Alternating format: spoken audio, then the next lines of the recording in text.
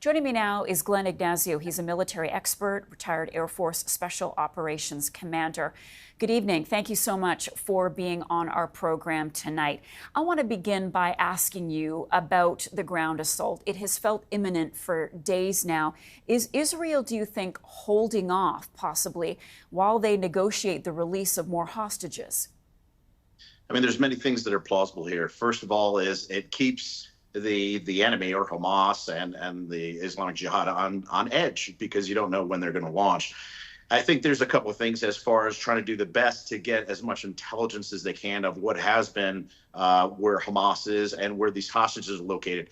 As mentioned before, the hostages are definitely an effort to go and get them out, and they are being moved around. That's what would be expected. But they're not in the forefront to resist or stop any of the offensive operations from Israel. They made that clear. One of the things they could also be delaying is that Hamas is using a lot of their resources and their stored material and food and so forth to keep themselves alive. So winding those down is putting even more of pressure and pain on Hamas. The Israel Defense Forces say that they are preparing coordinated attacks on Hamas from the air, land, and sea. How do you expect Israel to begin using ground operations in their offensive in Gaza? What will that look like? And we should also remind our viewers how complicated and complex that tunnel system is that Hamas uses to hide and to weave its way through the Gaza Strip. You're absolutely right. And let me address the tunnel issue real quickly.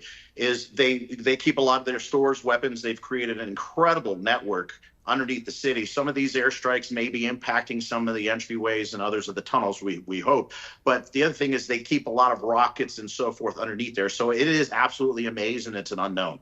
As far as the operations going on and how they would go into Gaza, look, you have the tanks and the ground troops. That's a no-brainer. Everybody's been focusing on that. The other thing is as they go through, they're going to be facing a lot of possible booby traps or basically a lot of hiding points that Hamas can fire from. So there's also the helicopters that can actually do an air assault in and put troops in the center of different areas.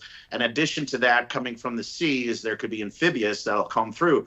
So it's not like they're going to start from the very north or the very south of Gaza and move methodically through that way. It's probably going to be a multi-pronged attack, pulling all those forces together.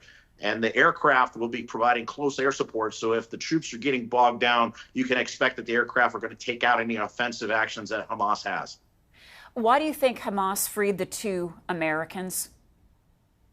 I think it's a great trigger to say, as we were talking about in the past, is that I bet you Hamas is either going to do 2 things. They're either going to start assassinating and murdering, really, hostages to say, Israel, you stop, we'll stop. Or the other tactic of we've released a couple and we're going to see if that's going to sort of open up the idea that, hey, if we hold off, we're going to be able to negotiate this out.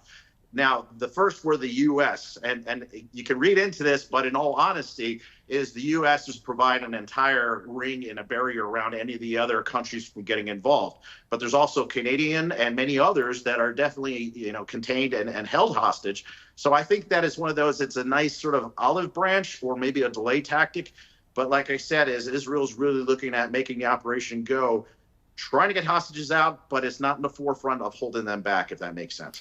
The U.S. is sending the message to Israel that they want Israel to set clear goals once it goes in. Do you think that the Israelis are sharing all of their operational plans with the U.S., or are they keeping it close to the chest?